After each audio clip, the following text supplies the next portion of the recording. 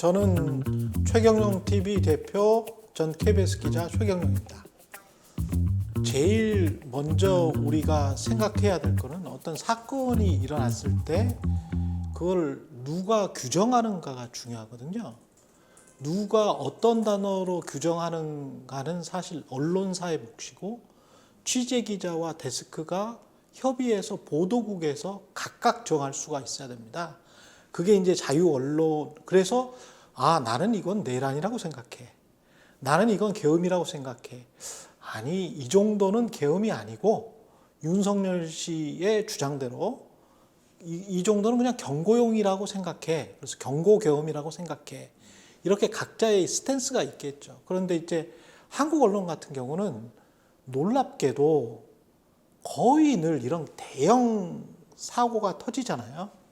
대형 사고, 사건이 터지면 그 역사적인 규정들, 이태원 참사도 마찬가지죠. 이태원 참사에 관련된 것들도 그 날짜로 할 것인지, 이태원으로 할 것인지, 무한항공 같은 경우도 마찬가지죠. 그러니까 비행기, 제주항공, 여객기 참사 사건인지, 무한항공 참사인지 처음부터 그 규정을 안 하고 들어갔었잖아요. 그러니까 그 규정을 하기 위해서는 이 사건이나 사고나 이 사태의 원인이 무엇인지, 이게 누구로부터 촉발됐는지, 그렇게 해서 어떤 피해가 발생하고 국민들은 어떻게 생각하고 데스크나 취재기자들은 이 사안을 어떤 앵글로 어떤 눈으로 바라보는지가 명확하게 정립이 돼 있는 거잖아요. 그러면 전쟁이 일어났을 때도 미국이 침략했다. 이라크 전쟁이라는 단어보다는 미국이 이라크를 침략했다.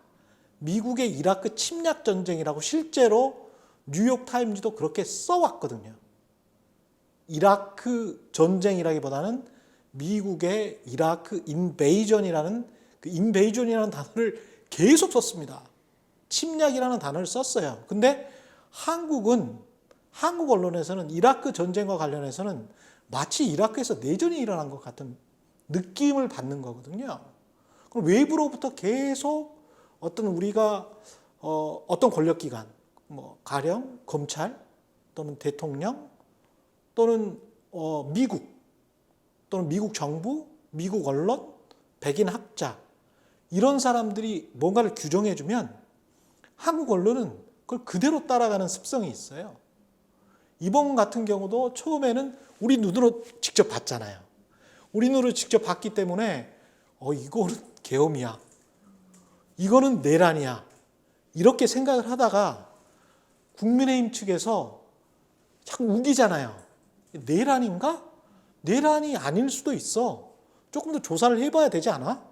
그리고 무죄 추정의 원칙이라는 게 있잖아. 그러니까 내란이라고 말하는 거는 성급하지 라고 이야기를 하지 않습니까? 그러면 이제 섣불리 내란이라는 말을 그 다음부터 못 쓰는 겁니다. 집권 여당이 그렇게 규정을 하고 권성동 원내대표가 그렇게 말을 강하게 하면 그 다음부터 못 써요. 움찔하는 거죠. 근데 그건 완전히 바보 같은 관행이고 자신들의 자유나 편집권의 독립을 남한테 의탁하는 겁니다. 권력자한테. 지식은 권력이다. 지식은 사실은 힘이다라는 말을 프란시스 베이컨이 했잖아요. 현대사회에서 지식은 규정하는 힘이거든요. 규정하는 힘이 지식입니다. 그러면 검찰이 규정하는 게 있을 거고요. 법원이 규정하는 게 있을 거고요. 헌법재판소가 규정하는 게 있을 겁니다. 이 사건을 바라보는 시각이. 그럼 기자들은 없습니까? 기자들은 상식적으로 트레인된, 훈련된 사람들입니다. 이런 사건들을 무수히 접해왔고요. 보도국에 가령 20년 차 정도 되는 기자가 100명이 있잖아요.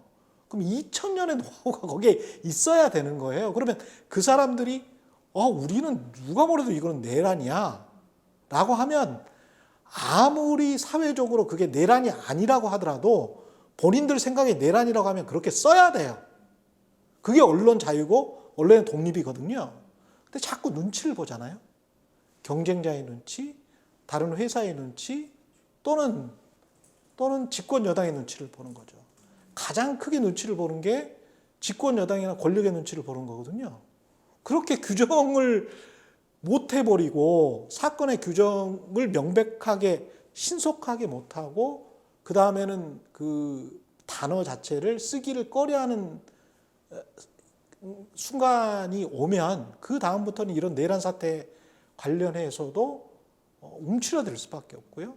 계속 정치적인 선전선동, 정치적인 주장에 왔다 갔다 할 수밖에 없습니다. 저는 굉장히 습성이 강하다. 그렇게 권력의 의존적인 습성이 강하고 특히 검찰 권력이 규정해 준 거 있지 않습니까? 저 사람은 어떤 혐의가 있어요 라고 검찰에서 흘려주거나 아니면 브리핑을 하거나 기소를 했을 때 그 공소장은 명백한 팩트처럼 그대로 규정을 하거든요.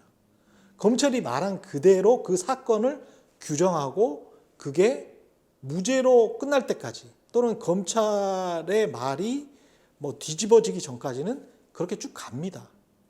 그럼 언론이 그 사건을 보는 앵글이 검찰에 의해서 그 시각이 딱 규정이 돼버린 거잖아요. 그러면 다른 독자나 시청자들도 그 틀 안에서 검찰의 틀 안에서 벗어날 수가 없는 거거든요. 이번 같은 경우도 집권 여당이 내란이 아니다라고 주장했다고 해서 정치부의 많은 기자들이 여당 출입하는 기자, 야당 출입하는 기자 나뉘어서 여당 쪽에서는 그런 반응이 오니까 이제 종합적인 데스크나 반장이나 또는 부장이 조금 좀 이것저것 고려해서 쓰자. 출입처의 어떤 느낌도 좀 고려하고 그쪽의 반발도 고려해서 앞으로 취재를 할 때 여러 가지 이제 인지상정이라는 게 있으니까 내란이라는 말은 기사에서 적절하게 빼든지 아니면은 다른 말로 바꾸든지 그런 식으로 해서 어떤 상호 간의 관계, 레포, 지속적인 어떤 출입처로서의 어떤 긴밀한 관계는 유지하면서 그래야 취재가 되니까 그런 식의 어떤 익스큐즈 변명을 계속 해왔었거든요. 근데 그런 식으로 야금야금 우리의 머리와 우리의 독립심, 자율의지, 자유 자체가 좀먹어버린 거죠.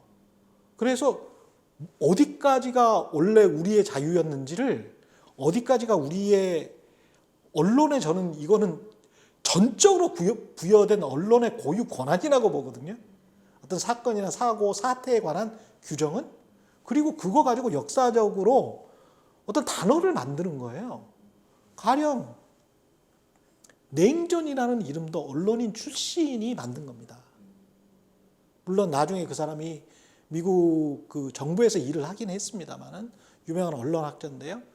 여하튼 그 단어 하나가 어떤 단어냐, 지금 시대가 뭐냐, 그리고 신냉전 이런 거죠. 그리고 이게 내란이냐 아니냐, 그거는 언론사가 결정을 해야 되는 거고 거기에 굉장한 자부심을 느껴야 되는 거거든요. 이건 우리 권리인데 왜 당신들이 우리가 잘못됐으면 누가 판단을 할까요? 한겨레가 잘못됐거나 조선일보가 잘못됐으면 독자나 시청자가 판단하겠죠. 그리고 독자나 시청자는 그 단어의 규정들을 보면서 저쪽 신문사나 이쪽 방송사는 이렇게 규정하고 있고 이렇게 생각하고 있구나. 그럼 나는 이쪽이 더 옳다고 생각하니까 이쪽을 볼 거야 라고 하겠죠. 아니면 이쪽을 볼 거야 라고 또 선택을 하겠죠. 다른 쪽을. 그게 자유민주주의잖아요. 그렇게 생각을 선택을 한 다음에 대신에 이제 팩트는 틀리면 안 되겠죠. 팩트는 틀리면 안 되겠지만 내란이 벌어진 그 상황은 우리가 눈으로 봤기 때문에 그건 팩트라고 볼 수 있지 않습니까? 그러면 그 팩트를 보고 규정하는 거는 각자가 알아서 하는 거는 저는 자유로워야 된다라고 보는데 이번 거 같은 경우는 어떻게 봐도 내란 아닌가? 라는 생각을 하는 거죠. 그리고 거기에 움츠러 들어서 국민의힘이 내란 아니라고 하니까 그 말은 그 단어는 약간 좀 저해서 써야 될 것 같아 라고 하는 거는 다시 한번 말씀드리지만 자신의 독립성을 갉아먹는 짓이다 라고 저는 생각을 합니다. 단어 자체에서 그렇게 규정을 해버리기 때문에 그래서 권력자들이 가장 쉽게 한 거, 특히 우리나라는 검찰 권력이 그런 걸 쉽게 하지 않습니까? 탁친이 욕하고 죽었다. 예. 그렇게 규정을 하고 한동안 몇 주 동안 그냥 또 시간을 끄는 거잖아요. 예. 뭐 국민들을 위해서 개헌했다. 근데 나중에 보니까 속이고 개헌이었잖아요. 그런 것 자체가 이제 어떻게 보면 권력이 가지고 있는 막강한 힘이고 거기에 따라서 그거에 순응하는 게 어떻게 보면 언론이 어떤 저항의식 그리고 권력에 대한 질문 그 자체 근본적인 질문 자체를 게을리하고 있는 거라고 볼 수 있겠습니다. 만약에 방어권이라고 이야기를 했다라고 하면 그거를 그대로 받아쓰기를 한다고 하더라도 그 다음에 인권위의 뭐 안창호든 위원장이든 또 상임위원 뭐 누구든 간에 그 사람이 과거에 윤석열 정부와 얼마나 친화적이었는지 그 정도는 뒤에 코멘트로 달아주면 독자나 이제 시청자들이 판단할 수 있는 근거가 되지 않습니까? 그래서 그 정도의 한 문단 정도만 할애를 하더라도 방어권이라고 말하는 사람들은 이거 윤석열 편들려고 하는 거구나 라는 걸 눈치는 챌 수 있게 해줘야 된다는 거죠. 근데 이제 그걸 인권위 출입하는 기자가 저쪽에서 방어권이라고 했어요. 끝. 그래버리면 이거는 기사가 아니라는 거죠. 기사가 아니다. 근데 기사가 그럼 뭐냐? 결국은 오늘 무슨 공정 이야기를 주로 해야 될 것 같은데 공정하려면 홀리스틱 해야 되지 않습니까? 포괄적이어야 되거든요. 포괄적이고 전체를 다 아우러야 되잖아요. 그래서 보통 통시적으로 보고 그리고 공간적으로도 봅니다. 그러면 과거에는 어땠지? 다른 나라들은 어땠지? 다른 사건은 어떻지? 비슷한 사건의 유행은 뭐였지? 그리고 그 사람의 과거 말과 현재 말은 같은가 다른가? 주장이 왜 달라졌는가? 거기에는 지금 현재 정파적 이익이나 어떤 사적 이익이 있는가 없는가? 이게 홀리스틱하게 보는 거 아닙니까? 전반적으로. 그런데 가령 권성동 원내대표가 어떤 말을 했습니다. 근데 그게 2017년과 완전히 상반돼요. 그러면 그거를 두 개를 같이 보여주지를 못하고 지금 이렇게 주장을 했어요. 라고만 이야기를 하고 거기에 반발해서 민주당은 이렇게 주장했어요. 라고 하면 5대5로 보이지만 그건 진실이 아니죠. 민주당한테 비판을 할 때도 마찬가지로 똑같은 방식을 도입을 하면 민주당 과거에 이렇게 이야기를 했어요. 근데 민주당은 지금 이래요. 그러면 누가 봐도 그거는 1대2가 되잖아요. 민주당은 말을 바꿨다. 또는 국민의힘은 말을 바꿨다. 하지만 지금은 이렇게 말하고 있다. 하나에서 세 개지만 사실은 어떤 스탠스를 취하고 있는 거죠. 그 기사는 어떤 관점을 가지고 있는 겁니다. 이 사람들이 말을 바꾼 거는 어떤 정파적인 이익 때문에 그런 것 같다. 지금 처지가 공공해져서 정치적으로 불리하니까 이렇게 말 바꾸기를 한 것 같다라는 뉘앙스를 분명히 전달하지 않습니까? 팩트 3개로? 그 정도는 해야 되는 거 아닐까요? 그 정도는? 그리고 가령 권위라는 측면에서도 그렇습니다. 아까 검찰 이야기 했습니다마는 검찰은 기소를 하면서 주장을 하는 거죠. 어떤 시민이든 정치인이든 누군가가 범법자 같아 라고 주장을 하는 겁니다. 그래서 서양 언론, 제가 할 수 있는 언어가 많지가 않기 때문에 주로 보는 영어로 쓰여진 언론들을 보면 그러면 대개는 검사가 악유했다라고 해요. 주장했다라고 이야기를 하거든요. 그리고 변호인 측에서는 역시 주장했다죠. 주장한 거죠. 트럼프가 피고인일 때는 트럼프가 주장한 거고요. 트럼프를 기소했던 바이든 정부의 검찰은 그 검찰이 주장을 한 겁니다. 그렇게 쓴다면 1대1이 가능하겠죠. 근데 이번 거 같은 경우는, 이번에 내란 사태나 계엄과 관련된 탄핵 심판 같은 경우는 정치적인 당사자들이 있잖아요. 국회를 사실상 대변한 야권이 있고요. 그리고 그 계엄, 이 내란 사태에 관해서 은근히 사실상 윤석열 대통령을 비호하고 있는 국민의힘이 있습니다. 그러면 거기에서 어떤 사람한테 권위를 줘야 됩니까? 똑같이 5대5로 권위를 줍니까? 검찰과 변호인처럼? 우리나라는 검찰에 보통 8이나 9를 주고 변호인한테는 1이나 2밖에 안 줘가지고 문제가 되잖아요. 이런 경우는 권위는 헌법학자와 헌법재판소에 있는 거죠. 헌법재판소에 만약에 8을 주잖아요. 그러면 1과 1, 그래서 8대 1대 1로 헌법재판소의 시각이 8번 나가고 국민의힘과 민주당의 시각이 한 번씩 나간다면 저는 이해하겠어요. 왜냐? 누가 봐도 거기는 가장 권위 있는 기구지 않습니까? 한국 최고의 헌법학자들이 모여 있잖아요. 한국 최고의 헌법과 관련된 법관들이 모여 있는 것 아닙니까? 그래서 우리 헌법이 거기에다가 권위를 실어줘 버리잖아요. 근데 거기에서 공보관이 이야기하는 거는 단신이 나오고요. 권성동 씨가 이야기하는 거는 속보로 계속 나오다가 나중에는 종합뉴스까지 나옵니다. 이게 어떻게 말이 되나요? 저는 그 말이 안 되는 것 같거든요. 아니, 어떻게 이렇게 하지?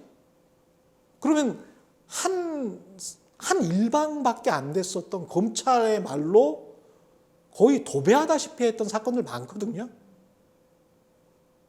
그런 사건들 많아요. 어떤 신문사건, 어떤 방송사건, 뭐 그냥 쉽게 떠올리시는 사건들이 있습니다. 지난 몇 년 동안 그런 사건들 굉장히 많았죠. 제가 일일이 뭐 열거하지는 않겠습니다. 그 사건들이 검찰의 말 그대로, 언론이 전한 그 말 그대로 진실이었고 사실이었습니까? 그렇지는 않잖아요. 그러면 지금 당장 검찰, 정치 권력, 우리보다, 기자나 보도국보다 일단 정보가 더 많을 수 있죠. 그 사람들이 더 똑똑할 수 있고요. 더 전문가일 수 있습니다. 하지만 기자나 보도국은 다른 게 그 정보를 취합하는 곳이거든요. 그 사람들의 주장을 다 취합하는 곳이지 않습니까? 그래서 편집국에서 어떻게 합니까? 판단을 하는 거잖아요. 취합한 기자들이 모여서 판단을 하는 겁니다. 그 판단은 시시비비를 가르는 판단이지, 야, 이거는 오고 이것도 오야, 이런 판단은 아니거든요. 제가 십몇 년 전에 거의 이렇게 비슷한 아비규환 같은 이 정도의 폭력 사태는 아니었습니다만, 아스팔트 극우파 그리고 시민진영이 싸웠을 때가 십몇 년 전에도 있었지 않습니까? 광우병 집회도 그렇고 촛불 집회도 그렇고 박근혜 탄핵 집회도 그렇고 그랬었죠. 노무현 탄핵 찬반 집회도 마찬가지고, 노무현 전 대통령 서거하고 난 다음에 그 다음에 집회들도 다 마찬가지였지 않습니까? 근데 그때 가령 인터뷰를 제가 소속된 방송사에서 어떤 기자가 인터뷰를 이렇게 했어요. 참여연대 교수 인터뷰 하나, 그리고 집회에 참석했던 일반 극우 아스팔트 시민 한 사람, 그렇게 해서 15초, 15초씩 1분 20초로 나갔습니다. 공정합니까? 최소한 그렇다면 참여연대 교수 출신이라면 이쪽에서는 그럼 극우 아스팔트 그냥 일반 시민이 아니고 보수를 대표하는 어떤 학자랄지 뭐 이런 사람이 나와가지고 그런 주장을 한다면 그런 주장을 이렇게 맞춰줘야 되겠죠. 또 이런 현상도 있어요. 한국에서는 촛불 집회를 하는 시민사회 진영의 그 바라보는 앵글 있지 않습니까? 방송사의 앵글. 그건 그냥 객관적으로 이렇게 민낯으로 쭉 해줘요. 그 사람들 얼굴은 그냥 나갑니다. 그죠? 그런데 이번에도 그랬지만 어떤 방송사, 지상파 방송사들은 극우 아스팔트 집회라고 제가 규정을 했습니다. 이것도 제 규정이죠, 그냥. 극우 아스팔트 집회에 계신 그 다음에 또는 폭력을 행사하는 사람들의 얼굴을 가려줘요. 이상하지 않습니까? 집회나 시위라는 거는 자신의 주장을 나타내기 위해서 하는 거거든요. 그러면 그때 그 이화여대에서 정유라 씨 관련해서 이화여대 학생들이 마스크를 쓰고 집회 시위를 했단 말이죠. 당시에 조선일보가 어떻게 반응했습니까? 자신들의 주장을 알리려면 마스크를 벗어라 라고 꾸짖었잖아요. 학생들에게. 학생들은 아니 나는 이 사회를 믿을 수가 없으니까 마스크를 써야 되겠다 라고 하면서도 자기 주장을 알렸잖아요. 똑같은 상황을 지금 극우 아스팔트 특히 폭력을 행사한 서부지법 폭력을 행사한 사람들한테는 똑같이 적용해야 되는 거 아닌가요? 왜 마스크 여기에 모자이크를 채워서 그 사람들의 초상권을 보호하죠? 이유는 딱 하나입니다. 소송당할까 봐 그래요. 오랫동안 20년, 30년 동안 같은 일을 반복적으로 하면서 관습적으로 이런 거는 소송당할 것 같아. 특히 저쪽 집단은 소송을 잘해. 특히 우리 방송사에 소송할 것 같으니까 좀 대충 봐주자. 이게 객관적 묘사입니까? 그 사람들의 일그러진 눈빛, 얼굴, 표정, 그 다음에 성난 얼굴, 그걸 통해서 시청자들이 이건 정상적이지 않은데? 시청자나 독자가 객관적으로 상황을 파악할 수 있게 만들어줘야 되는 거 아닙니까? 그래야 공정한 언론 아닙니까? 그런데 본인들이 공정한 척하기 위해서 문제가 될 만한 사안들, 본인들이 법적으로 문제가 되고 나중에 소송이 될 수 있을 만한 사안들, 그러나 장기적으로 언론 자유의 뿌리를 갉아먹어버리는 그런 사안들을 관행적으로 하고 있습니다. 한국 언론은. 그러면서 무슨 독립성과 공정성을 주장을 해요. 아까 시계열별로 자꾸 따져야 된다 그랬잖아요. 역사적으로 봤을 때 어떻게 그게 공정합니까? 전혀 공정하지가 않죠. 본인들이 해왔던 행동을 보면. 그런 것들을 사회가 특히 진보에 나갈 수 있도록 한 걸음씩 더 나갈 수 있도록 본인들이 언론사가 더 책임을 지고 본인들의 자유에 관해서 하지만 본인들의 자유를 증진시키기 위해서 더 투쟁을 하고 그 투쟁을 기사와 보도 관행으로 해야 되는 거거든요. 근데 뒤에 숨어버리잖아요. 기존 관행 속에서. 어떻게 공정해질 수 있겠어요? 그리고 어떤 독자나 시청자가 좋아졌구나. 저 친구들이 우리 사회를 조금이라도 한 발짝 나가기 위해서 저런 어떤 법적인 굉장히 좀 장애물들이 꽤 있는 것들이 있거든요. 한국의 사법 시스템이 좀 잘못돼 있거나 아니면 법학자들이나 검사들 위주로 돼 있는 것들이 있어요. 이런 것들을 기자들이 현장에서 사실 많이 느껴왔어요. 뭐 10년, 20년 일한 기자들은 속으로 이건 아닌 것 같은데? 라고 다 느낄 겁니다, 아마. 이건 오히려 언론 자유를 가로막고 시청자, 독자의 알 권리를 가로막는 건데, 우리가 이런 것도 못 쓰나? 이런 사진도 못 내나? 라는 게 있어요. 그런 걸 해버려야죠. 해야 진보하죠. 그리고 해야 공정해지고, 그게 그리고 무엇보다 독자와 시청자에 대한 서비스라고 저는 생각하거든요. 그 서비스를 해주는 거죠. 근데 답답하니까 사람들이 이제 유튜브를 보는 거야. 네? 유튜브를 보면서 유튜브는 막 날것이 나와요.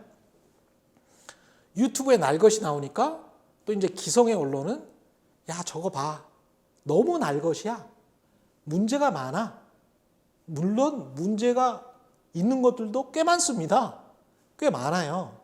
그런데 뉴 미디어에서 하는 것들 중에서 그런 제가 말씀드린 진보의 가치로, 그리고 진짜 가짜 공정이 아닌 진짜 공정한 세상을 만들기 위한 투쟁의 일환으로 우리가 깨부셔야 되는 것들도 있거든요. 근데 그런 것들을 뭐랄까요? 날것이 생생한 유튜브들이 하는 상것들의 짓으로 생각하는 기성 언론인들이 꽤 많은 거 아닌가? 혹시 그렇다면 그건 큰 착각이다.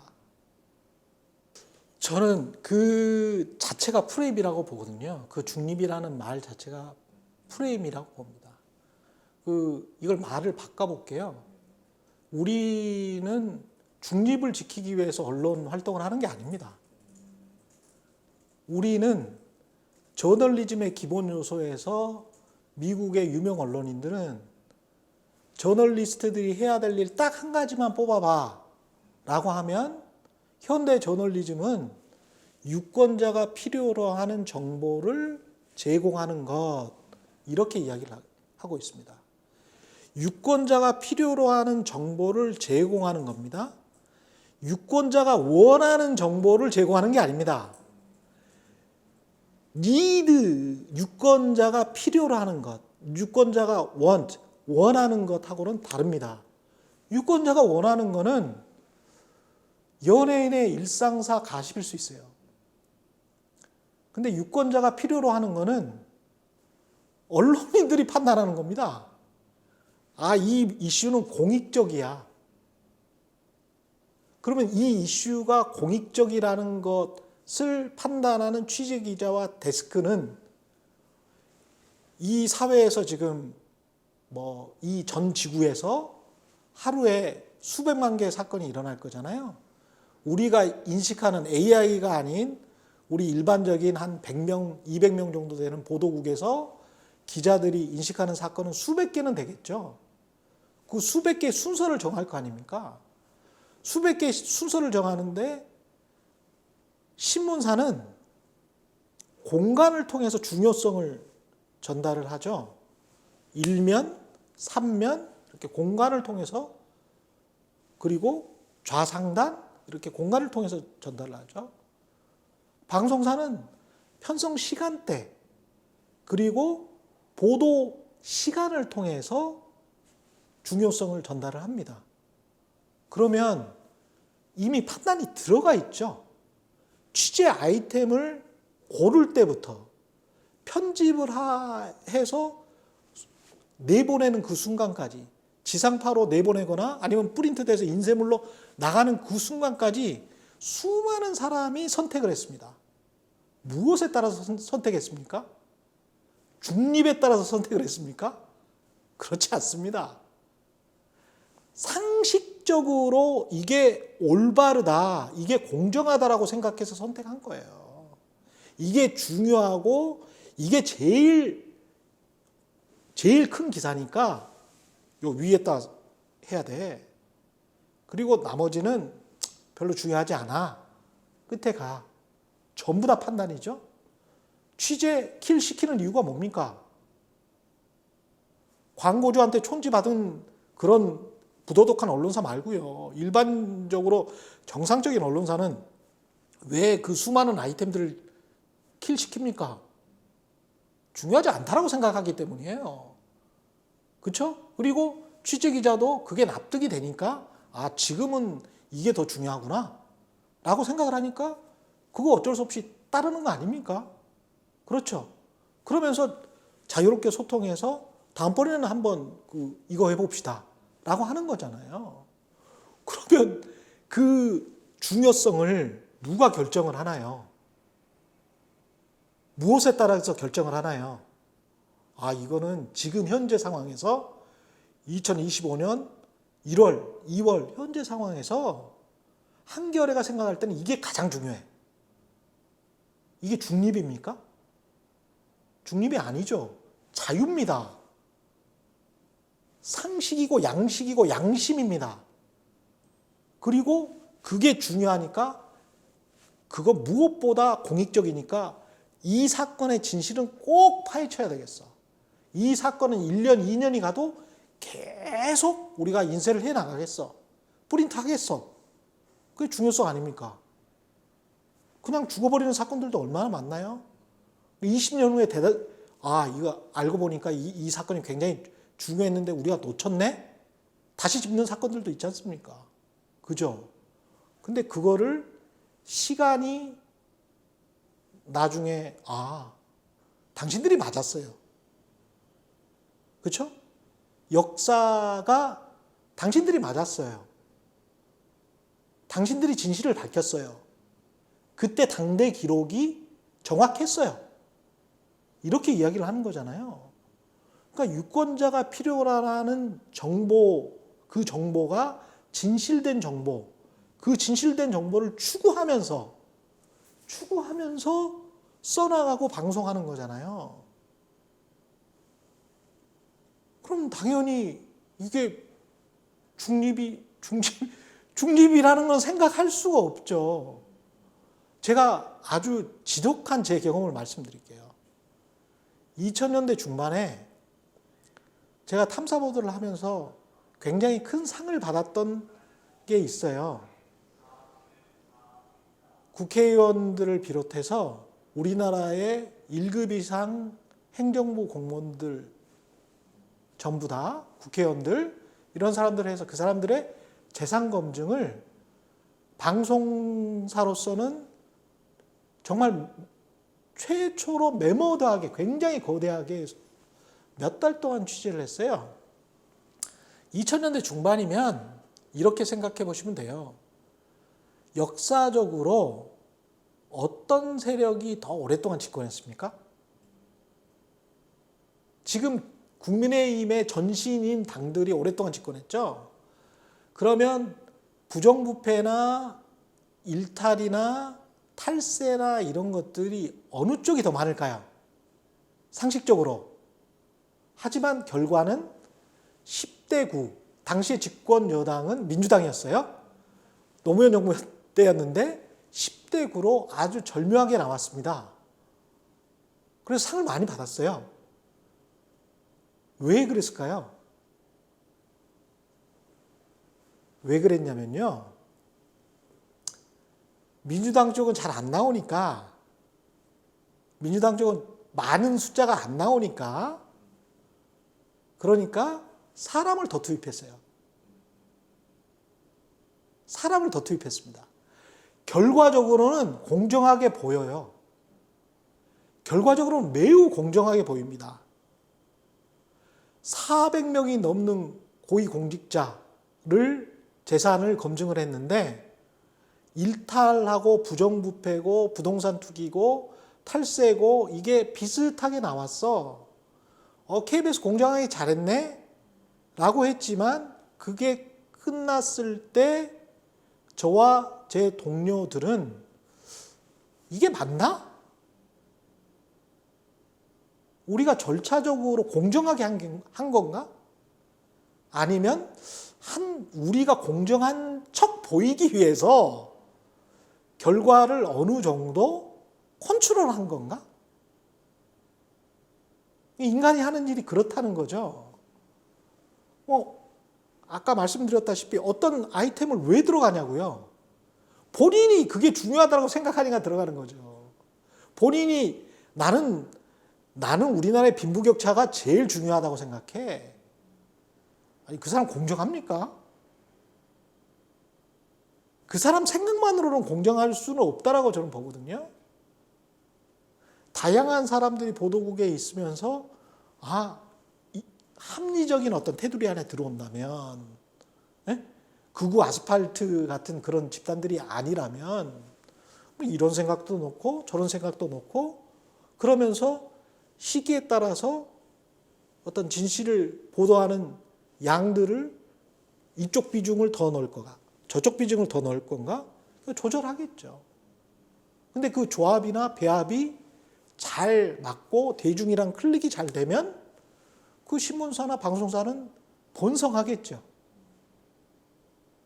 하지만 우리는 남들이 다 그렇게 하니까 그냥 남들이 하던 대로 1대1로 보도하고 5대5로 보도하고 그러면 공정한 척 보이잖아.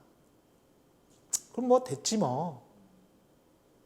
근데 그렇기에는 지금 시민들이 엄청나게 많은 미디어 때문에 이제 알아버린 거죠. 저게 맞아? 저게 맞나? 나는 이게 훨씬 더 중요하다고 보는데? 라고 각자가 생각을 하게 되고, 그게 굉장히 상식적이잖아요. 나중에 그게 또 투표로 나오지 않습니까? 그러면 어떻게 보면 언론은 자신이 공정한 척, 이거는 모든 언론입니다. 공정한 척 보이게 하려는 그런 위선적인 마음 때문에 여론을 왜곡하고 있는 거죠. 매일매일. 그러니까 자기 스스로 계속 자기 양심에 물어봐야 되겠죠. 팩트들은 널려 있어요. 물론 발굴해야 되는 팩트들도 많겠지만. 그러면 그 발굴해야 되는 팩트들의 중요성은 보통 뭘로 그 중요성을 놓습니까? 그렇게 물어봐야 될 거 아니에요? 그게 권력의 순서 아닙니까? 집권 권력이면 가장 더 큰 책임을 물어야 되는 거 아닌가요? 그리고 야당이면 그 다음에 책임을 물어야 되는 거겠죠. 근데 많은 특히 이 시민사회 진영에 속한 이른바 진보적인 시민들은 어떻게 보수적인 정부 때는 집권 권력한테 묻는 그 질문과 야당한테 묻는 질문이 5대5고 리버럴 정부, 자유주의 정부가 들어서서는 이게 2대8이 되지? 라고 지금 대묻고 있는 거잖아요. 한 20, 30년 민주주의 정권이 왔다 갔다 하면서 보니까 왜 이게 어떨 때는 5대5다가 어떨 때는 2대8이 되는 거야? 어떤 거는 구조적인 문제고 어떤 거는 순수하게 이 정권의 문제인 거야? 가려내기가 쉽지 않잖아요. 속가내기가 쉽지 않잖아요. 경제 문제도 마찬가지고 사실 다 이렇게 짬뽕이 돼 있는 거 아닙니까? 그러면 거기에서 기자들이 보도국이 좀 더 노력을 해서 어떤 정부건 간에 우리는 이런 구조적인 문제가 있습니다. 요 상수입니다. 상수고요. 이 정부가 잘못한 건 요 시기 때 이 문제인 것 같습니다. 요렇게 비판을 한다면 조금 더 설득이 되지 않을까요? 만약에 중도 보수의 스탠스라고 할지라도 저는 이렇게 말하는 게 지금은 가장 공정하다고 봅니다. 아니, 탄핵 심판 하시고요. 빨리 신속하게 하셔서 빨리 국정 안정이 되고 대선 일정이 확실히 정해지든지 아니면 탄핵이 기각된다고 하면 뭐 어떻게 되든지는 모르겠습니다만은 하여간 탄핵 심판은 헌법재판소가 빨리 하시고요. 내란인지 아닌지에 관해서도 내란 특검 빨리 하십시오. 그리고 이재명 대표와 관련된 재판과 관련해서도 법원이 빨리빨리 할 수 있도록 촉구합니다. 이게 중도 보수, 중도 진보 누구나 다 그 정도는 할 수 있는 거 아니에요. 근데 한쪽에서는 이거는 굉장히 이제 중차대한 문제잖아요.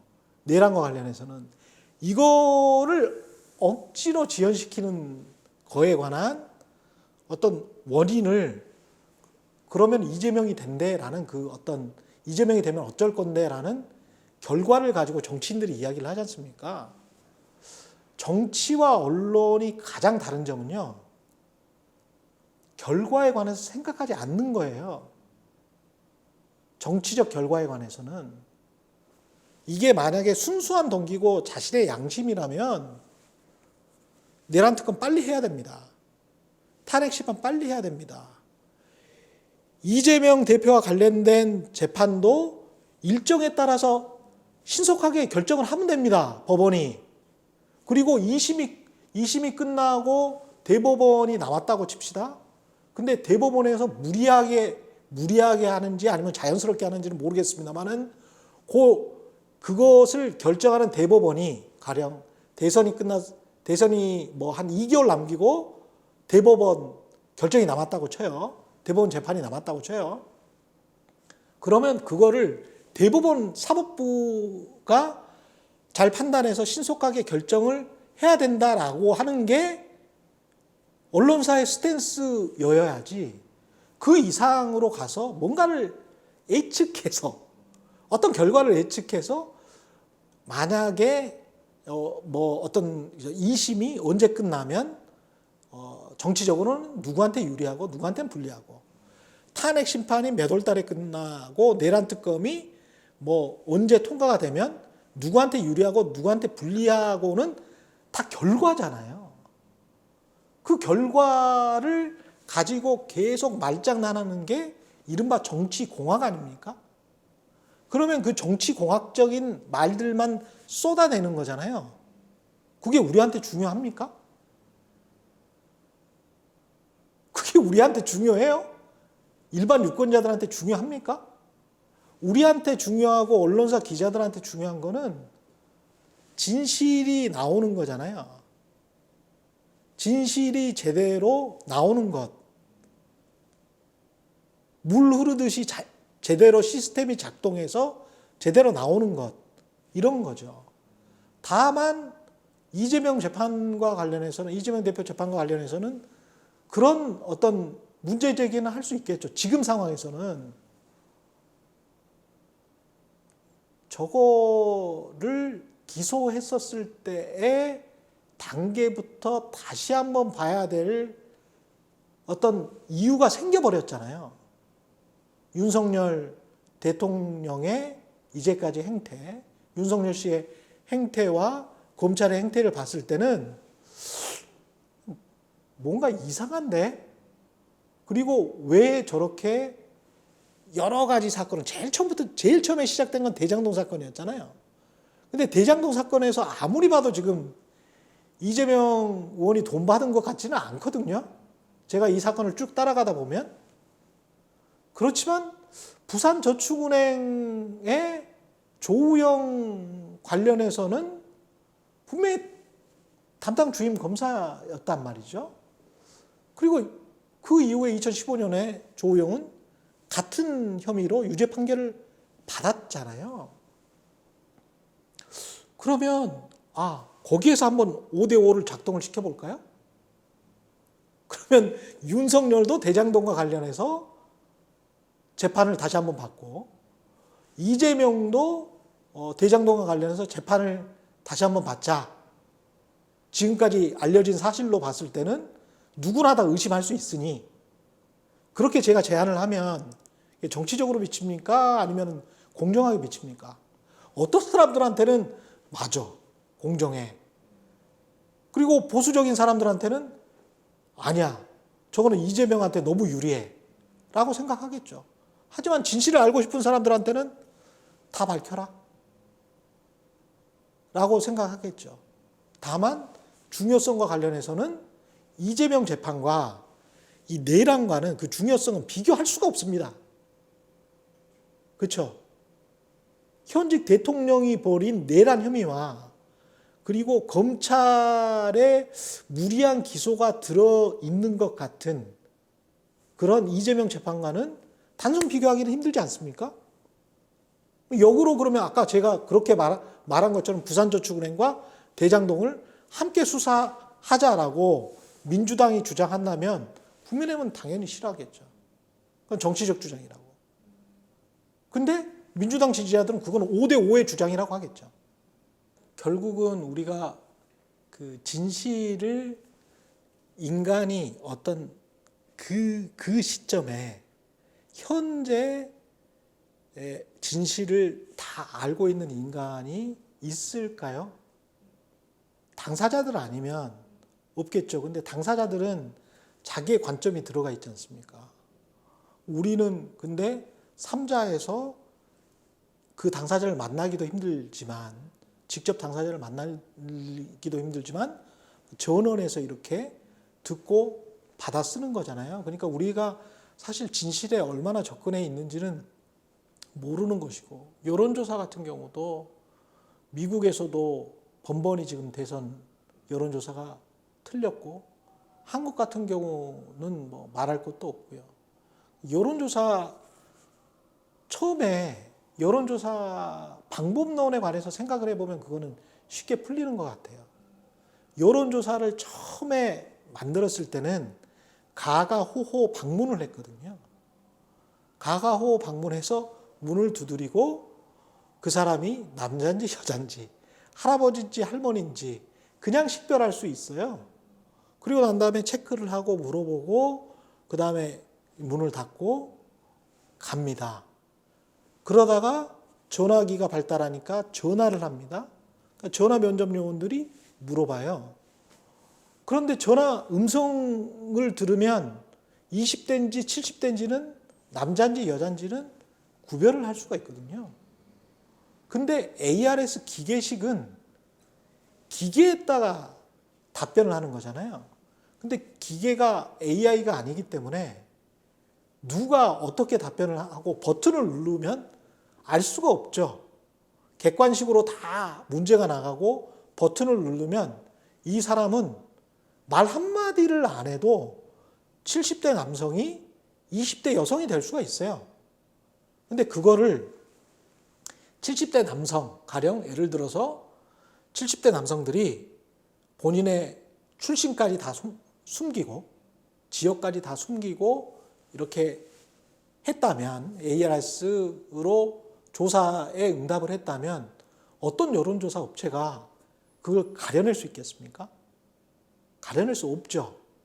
가려낼 수 없으니까 그렇다면 통으로 봐야 되겠죠. 아까 시계열을 자꾸 제가 강조해 드리는데, 갤럽처럼 오랫동안, 갤럽도 아직 좀 부족하긴 합니다만은 미국처럼 뭐 퓨 리서치 센터가 있달지, 그래서 공신력 있는 여론조사 기관이 오랫동안 민주당원이랄지 공화당원의 성향을 오랫동안 이렇게 추적을 하잖아요. 그러면 최소한 이렇게 일탈적으로 틱틱 튈 때는 어느 정도 감안을 해서 한 10년 동안은 이런 그래프가 나왔었는데, 지금 갑자기 튀는 거는 시기적으로 이 극우 아스팔트 분들이 자신들의 목소리를 기계에다가도 열심히 소리쳐서 자신들의 어떤 뜻을 알리고 싶어하는 경향이 강할 수 있습니다 라는 판단을 거기에다가 보고서에 넣어줄 수가 있겠죠. 근데 우리나라 여론조사 기관도 마찬가지로 한국의 언론사들처럼 업력도 짧고 민주주의 업력도 짧은 데다가 영세해요. 대부분이. 그러니까 시간도 없고, 그러니까 다는 아니지만 상당수가 ARS로 기계로 하다 보니 저렴하게 여론조사를 해서 면접원을 동원하지 않고 저렴하게 하는 거죠. 그렇게 해서 갑자기 이런 시기에 과표집이라기보다는 과응집.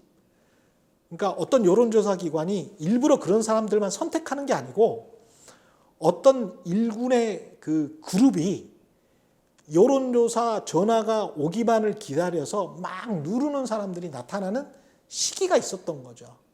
그런 시기가 실제로 있습니다. 여론조사 10년, 20년 추이를 보면. 그러면 그거를 판단하는 사람들은 일종의 이제 전문가, 여론조사 전문 기자, 뭐 이런 사람들이 이런 어떤 맥락적 해석을 해줘야 되겠죠. 근데 맥락적 해석을 할 수 있는 사람들이 한국은 또 많지가 않죠. 각 업종에서 열심히 일을 했다기보다는 각 업종에서 열심히 일을 하다가 전문가 정도의 식견이 되면 정치인이 되는 경우가 많기 때문에 그렇기 때문에 별로 없어요. 그런 사람들이. 그러니까 그런 기사는 당연히 별로 안 나오죠.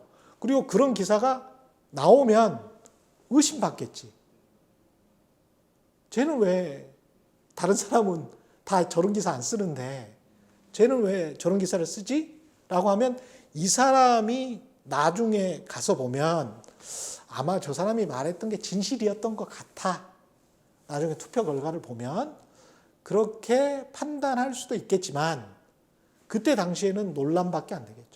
저는 그거가 이제 가십성 기사도 이렇게 생각을 합니다. 그러니까 저는 중립이나 공정이 가지고 있는 규제적 성격에 관해서 굉장히 큰 반감을 가지고 있습니다. 언론인으로서. 공정이나 중립이라는 그 단어 안에는 넌 공정해야 돼. 넌 중립적이어야 돼. 누구의 시각에서? 누구의 뜻에 따라? 누구의 기준으로? 이게 들어가야 되거든요. 방심위의 기준으로? 이러면 이제 말이 달라지잖아요. 방심위원장이 생각하는 그 잣대로 그래서 꼭 김건희 여사라고 해야 돼? 또는 뭐 이거가 파우치라고 해야 돼? 이게 이제 기준이지 않습니까? 그래서 저는 그런 나훈아 씨 누구든 간에 그거가 그냥 뭐 진보적인 연예인이든 누구 어떤 연예인이든 간에 그냥 마구마구 나왔으면 좋겠어요. 차라리 그냥 맘대로 이야기를 하고 맘대로 쓰고 그게 가십성으로 저 사람 그렇게 생각하나 보다. 근데 저 사람 정치인도 아니잖아. 저 사람 보고 투표하나? 뭐 저 사람이 뭘 알아? 저 사람 노래는 잘 부르지. 저 사람 노래는 좋더라. 끝. 이렇게 이제 사회가 돼야 훨씬 더 자유롭게 되는 것이고, 저 사람이 말했으니까 오라? 라는 식의 어떤 뉘앙스? 저 사람이 말했으니까 영향력이 커? 무슨 영향력이 커요? 뭘 한다고? 그렇지 않습니까? 노래 잘 부르거나 나이가 많거나 아니면은 무슨 뭐 대학교 교수거나 무슨 대법관 출신이거나 정경련 회장이었으면 그럼 무조건 옳습니까? 아니잖아요. 예. 촛불 응원봉 든 여학생의 말하고 대학교 명예교수의 말을 단순하게 한번 비교를 해가지고 지금 시대에 어떤 말이 맞는지는 국민들이 판단하는 거죠. 근데 어떤 일종의 그 권위죠. 연예인 중에서 가수 중에서 제일 노래를 잘 불렀던 사람, 인기를 끌었던 사람이 이런 말을 했어. 그러니까 뭐 so what? 그래서 뭐 어쩌라고? 그런가 보다. 저 사람 생각은 그런가 보네. 그럼 이승환 씨 생각은 그런가 보네. 난 이승환 덩크슛 좋더라. 난 나훈아 무시도 좋더라. 그럼 아는 거죠, 뭘. 예. 거기에 큰 의미를 부여할 필요도 없다. 다만 그게 뉴스가 되고 그걸 정치적으로 맞네 안 맞네 그리고 저것 때문에 어떤 무슨 뭘 규제를 해야 되네 이런 식으로 접근을 하면 한도 끝도 없는 언론 자유에 대한 억압이 된다는 거죠. 따옴표 저널리즘은 한국만 성행하는 무책임한 저널리즘입니다. 가령 제가 단적으로 가장 최근에 예를 들어볼게요. 트럼프 대통령이 취임 연설을 했잖아요. 취임 연설을 했는데 BBC의 북미 특파원이 뭐라고 두 번째 문장을 썼냐면요. 앞 문장은 그래도 비슷하게 트럼프 대통령이 했던 약속을 그대로 이야기를 쳐줬어요. 첫 번째 문장은 그렇게 쳐줬는데 두 번째는 본인 판단이 바로 들어갑니다. 약속과 모순의 짬뽕이라고 했습니다. A mix of promise and contradiction이라고 했습니다. 그거는 당신 말 못 믿어예요. 자체적으로 당신이 말한 그 약속들은 너무 모순적이야 라고 BBC의 북미 특파원이 씁니다. 그거는 미국 대통령이면 지금 뭐 이른바 세계 대통령이잖아요. 그 영국은 같은 앵글로색슨족 아닙니까? 근데 거기에 북미 특파원이에요. 근데 종합적인 기사가 연설문 쭉 굉장히 비판적입니다. 그리고 팩트 체크도 돼 있어요. 거짓말한 거. 파나마 운하 무슨 뭐 중국이 운영했다는 그런 말들이 연설문에 들어가 있거든요. 운영하지 않고 있는데 뻘소리 했다. 거짓말했다. 그런 것도 그냥 안에 들어가 있습니다. 그러니까 연설문을 받아 쓰는 게 아니고요. 연설문을 보고 자신의 식견을 덧붙여서 또는 리서치를 덧붙여서 넣어서 종합적으로 써줍니다. 그래서 제가 아까 홀리스틱 계속 그 이야기 하잖아요. 종합적으로 써야 된다는 이야기 하잖아요. 이게 그렇게 종합적으로 쓰는 게 그 언론사와 그 기자의 역량이고 그게 종합적으로 써서 충분히 비판받을 만한 것들을 비판을 했잖아요. 분명히 스탠스가 있죠. 트럼프 대통령의 연설에 관해서 믿지 못하겠다는 투적. 마지막 문장은 지금은 그 수많은 캠페인 공약, 캠페인 기간 동안에 말했던 그 수많은 공약을 이번 연설에서도 또 했지만 지금은 이제 이 순간부로 당신이 대통령이야. 그렇기 때문에 집행을 해야 될 거야. 쉽지는 않을 걸 이라고 끝납니다. 온통 부정적이에요. 전부 다. 그러면 명확하게 스탠스가 있잖아요. 첫 번째 연설인데 미국 대통령의 누가 그 사람한테 저 사람은 미국 민주당원인가? 라고 하는 사람 아무도 없습니다. 영국 BBC 특파원한테 저 사람 민주당원인가? 저 사람은 집안이 좌파구나.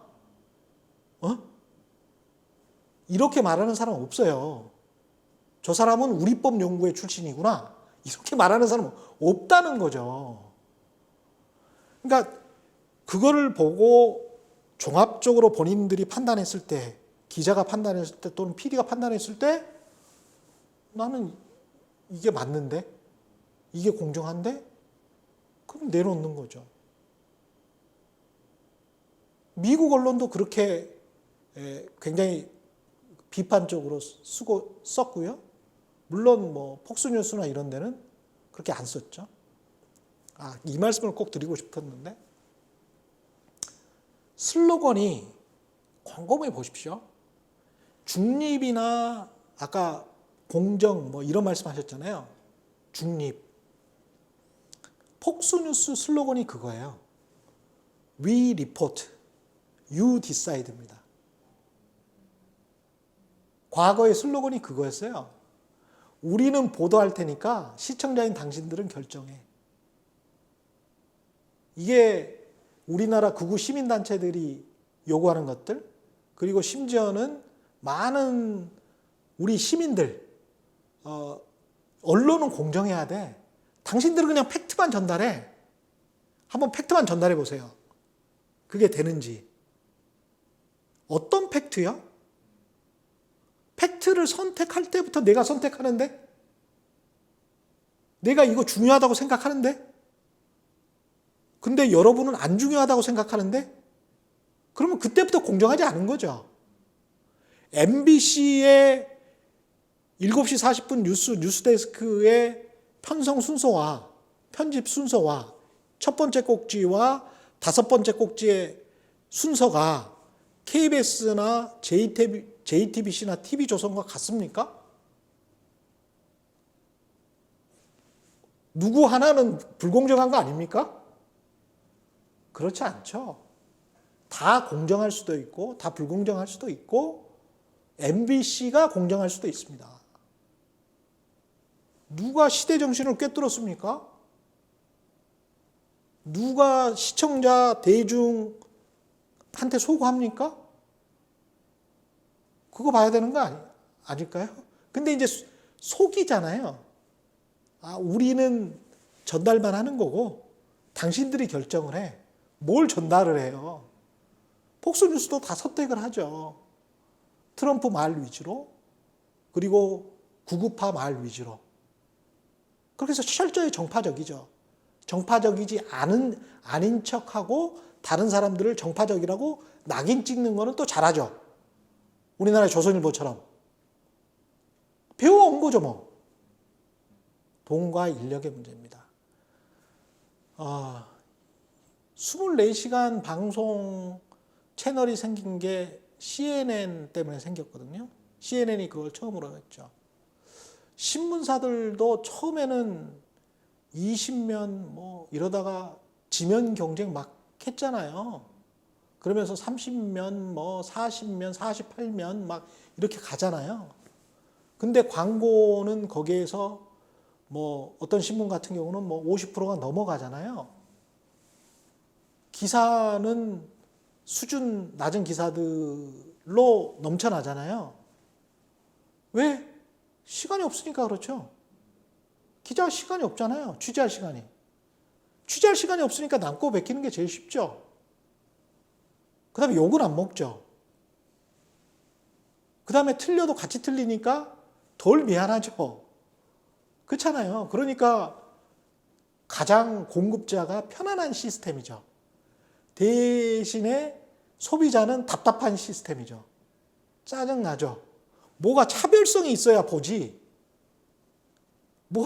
뭐 다른 팩트가 나와야 볼 거 아닙니까? 예?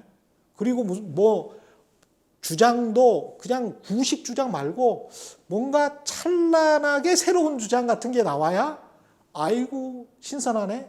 근데 찬란하게 새로운 게 아니고 기괴한 주장이 뭐 부정선거를 했다.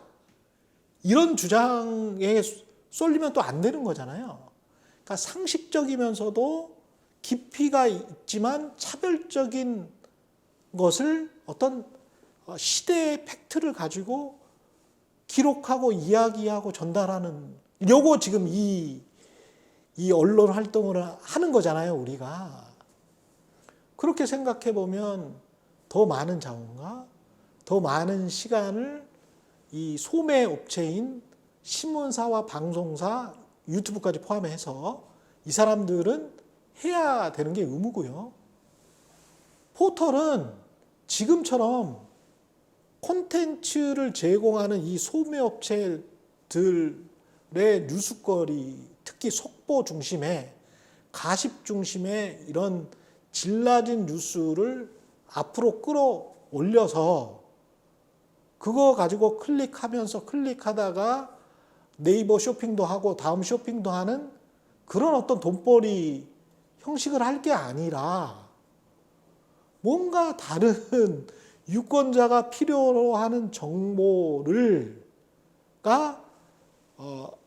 쏟아질 수 있도록 거기에 아주 잔뜩 들어갈 수 있도록 그리고 나머지 정말 가십거리나 뭐 이런 것들은 저 한구통에 통해 좀 몰아넣을 수 있도록 하는 그런 식의 어떤 유통 구조를 만들어야 될 의무도 있죠. 왜냐하면 포탈이 지금 완전히 무슨 한국의 백화점이 두 개밖에 없는 것처럼, 두세 개밖에 없는 것처럼, 거기 가야만 다 살 수 있는 것처럼 이렇게 돼 있잖아요. 거기에서만 소비를 하지 않습니까? 그러면 이거를 어떻게 하면 양화가 악화한테 쫓겨나지 않고 구축당하지 않고 좋은 뉴스들이 막 이렇게 산재할 수 있도록, 그 다음에 만개할 수 있도록 옆에서 도와줄 수 있을 것인가. 거기에 관한 시장의 기능을 잘 생각을 해봐야겠습니다. 그거는 언론 자유를 보장을 하면서도 가령 이런 거 이렇게 비유를 할게요. 우리가 가령 윤석열 대통령은 가난한 사람은 불량식품 먹어도 된다라고 이야기를 했지만, 예? 그 먹고 배 아픈 거는 규제를 하잖아요. 먹고 계속 배 아픈데, 먹고 계속 뇌가 썩는데, 그건 규제할 수밖에 없는 거 아닙니까?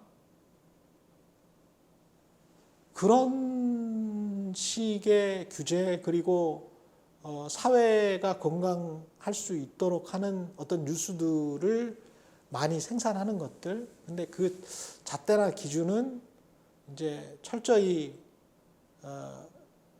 철저히까지는 아니더라도 근본적으로는 어떤 자유시장, 말의 자유시장의 기본을 둔 그런 시스템을 만들어야 될 것 같습니다. 그러려면 사실은 좋은 뉴스를 생산하는 쪽에 관한 사회적, 국가적 지원이 필요하긴 해요. 예. 그래서 그렇게 자꾸 그 사람들을 취업해주고 돈과 인력이 그쪽으로 몰리게 해야 이 산업 자체가 다시 흥하지. 안 그러면은 이거는 신뢰 산업이기 때문에 이렇게 신뢰가 떨어진 상황에서 다른 모습을 보여주지 않으면 뭐 계속 마찬가지가 되는 거죠. 열악한 점도 지적을 했습니다만은 사실은 혜택 받은 지점도 있습니다. 미국 기자들이 그러면 한국 기자들만큼 연수를 다니고 국가가 언론지능재단을 만들어가지고 연수를 시켜주고 이러지는 않습니다. 스스로 좋은 아이템이다라고 싶으면 따로 자기의 비트, 그 주요 취재하는 그 거리 말고 따로 또 취재를 하고 휴가를 내서 취재하는 사람들도 있습니다. 휴가를 내서 연수를 가는 사람들도 있고요. 자비로. 많이 봤습니다. 그런 사람들. 한국은 그렇게 생각을 해보면 주요 언론사들, KBS를 비롯한 주요 언론사들, 그래도 재정적으로 여건이 좋은 언론사들은 세계적으로 비교해도 우리 여건 안 좋아요 이런 말을 할 수 없습니다. 지금 상황도 최소한 KBS, MBC, SBS, 조선일보, 중앙일보, 동아일보 정도면 전 세계 기자들의 연봉 수준, 복지 수준과 비교했을 때 우리 나빠요 라고 이야기하기는 힘들다고 봅니다. 제가 다른 미국 기자들이랄지 다른 기자들과 비교를 해본다면 상대적으로 역량은 떨어진다고 봅니다. 그렇다면 뭔가 잘못된 거죠. 어떤 훈련 시스템이랄지 아니면 인재 양성 시스템이 잘못돼서 기자들을 우리가 무슨 뭐 대학에서 뭐 배웠는지 모르겠다 이런 이야기 하잖아요. 그런 것처럼 10년, 20년 돼도 이부 갔다가 저부 갔다가 저부 갔다가 이렇게 하면 뭐 배웠는지 모르겠다라고 하면서 나중에는 어차피 기자는 제너럴리스트니까 라고 하면서 스스로 위안을 갖지 않습니까? 왜 미국이나 영국 기자들처럼 20년, 30년 후에는 야, 저 사람 기사는 꼭 봐야 돼. 라는 수준이 못 됩니까?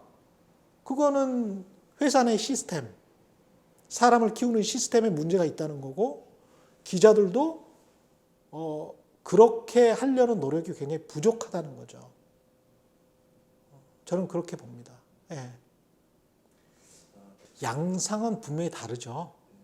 지난 20년, 30년 동안에 민주주의에 대한 반대되는 태제로 나왔던 극우 집단들은 어떤 특정 연령층에 있는 사람들이었는데, 지금 같은 경우는 특정 연령층이 아니고 전 세대에 골고루 퍼져 있는 것 같고, 특히 2030이 구속된 사람들 중에 절반에 가깝기 때문에 이거는 좀 양상이 다르다. 그런데 2030 전부가 그러냐 그러면 전혀 또 그렇지가 않거든요. 그러면 그 사람들은 어디로부터 왔지? 특정 종교로부터 왔나?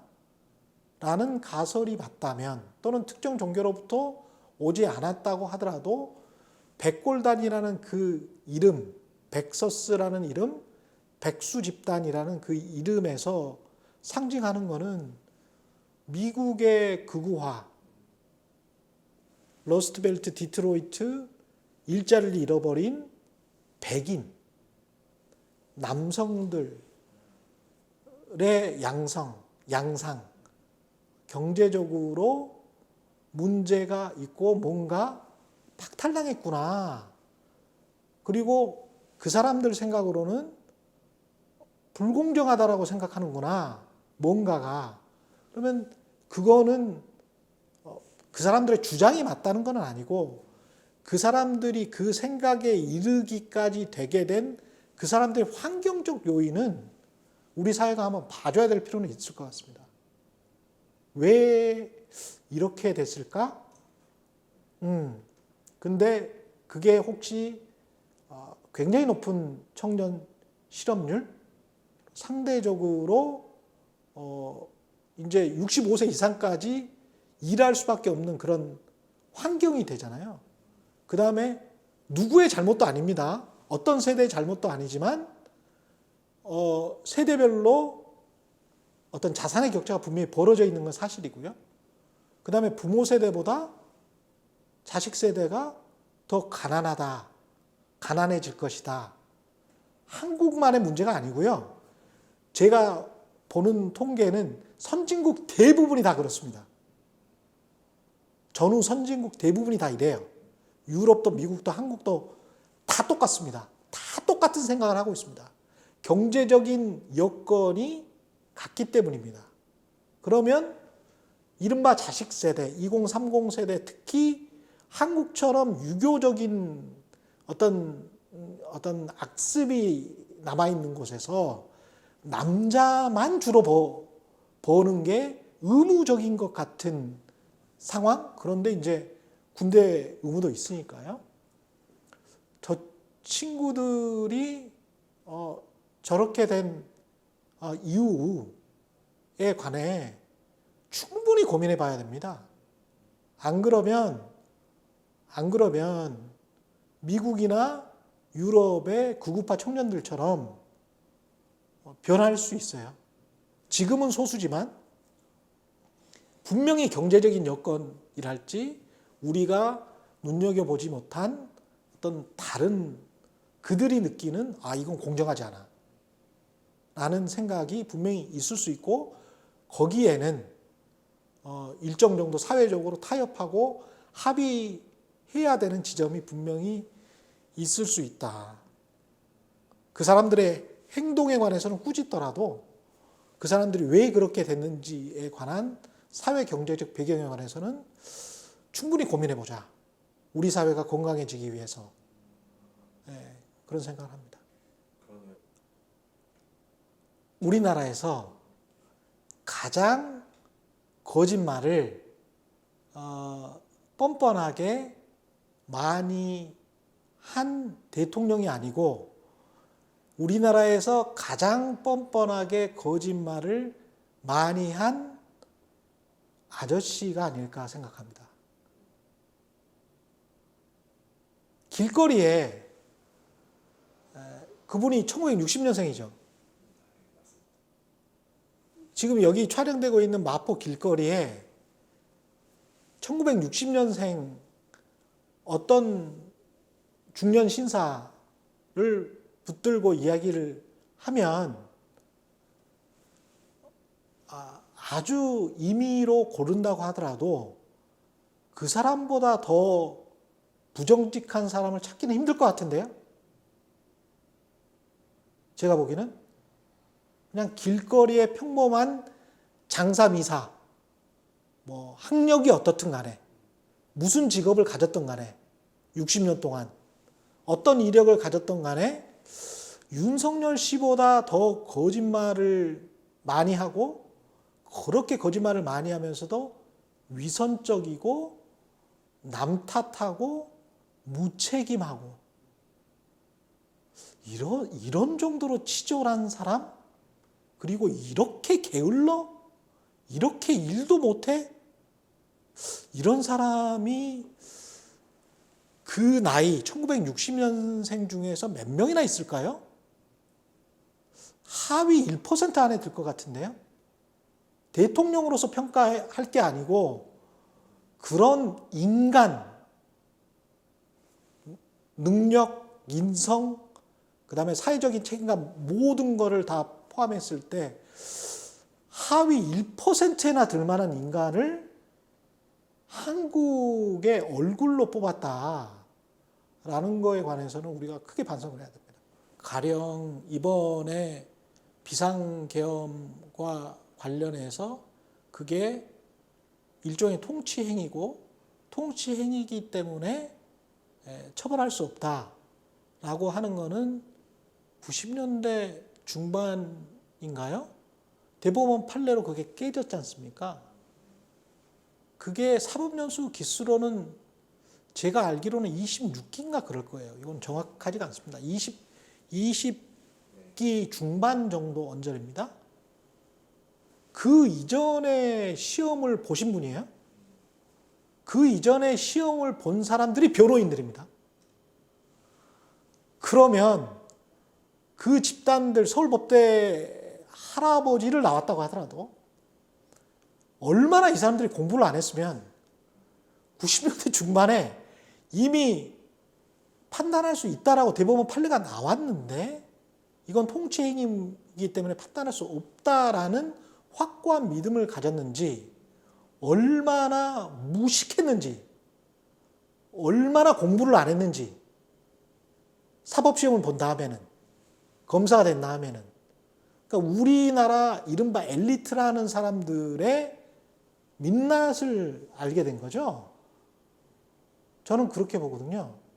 이게 비슷하게 제가 이제 관심을 갖고 있는 경제 분야에서 박근혜 정부 때 할랄 푸드라는 걸 했어요.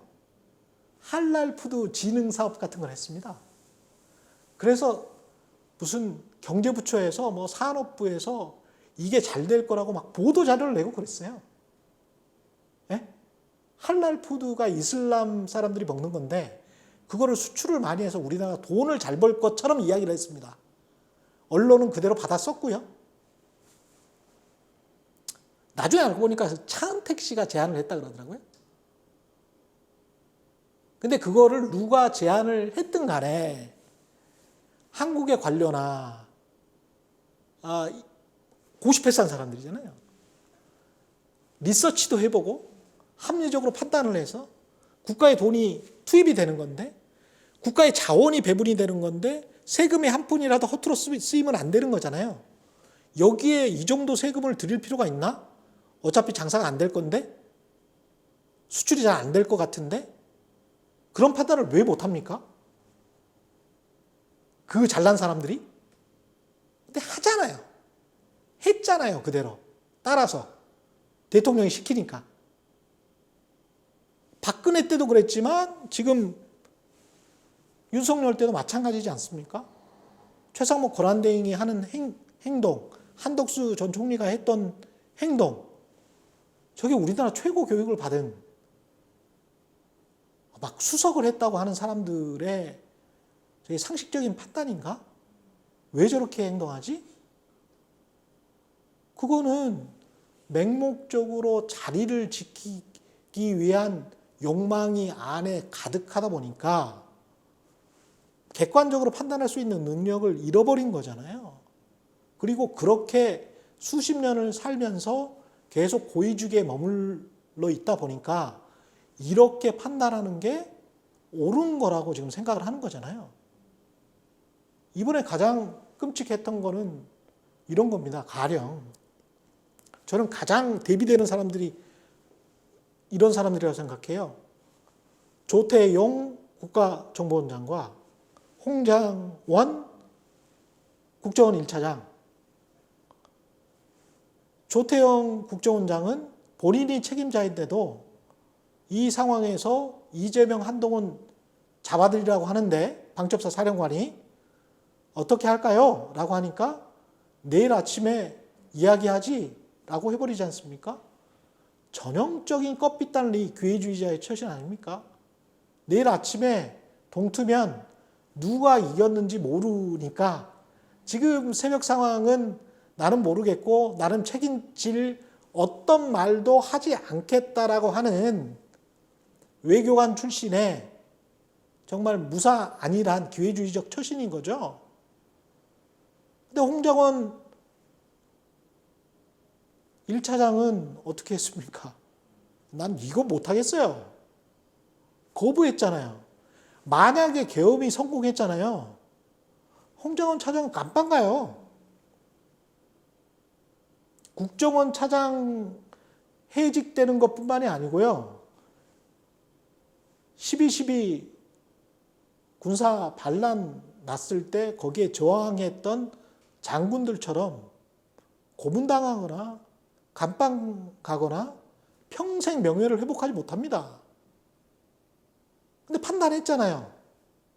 자기는 윤석열 대통령 좋아하고 평생 보수적인 사람인데 판단했지 않습니까? 이게 무슨 정치 이념이랑 무슨 관련이 있어요? 아무 관련이 없죠. 기회주의자와 이거는 말도 안 돼. 이거는 헌법도 아니고 민주주의도 아니고 국가의 이익도 아니야. 내가 이래서는 안 돼. 내 직무에서는 막아야 되겠어. 라는 용기잖아요. 용기가 없는 껍빛단 리들이, 기회주의자들이 용기가 없어서 무책임하게 판단하는 그 판단이 올바른 공정한 판단이겠어요? 최상목이 머리 좋고 한덕수가 머리 좋으면 그러면 그 사람들이 늘 올바른 판단을 합니까?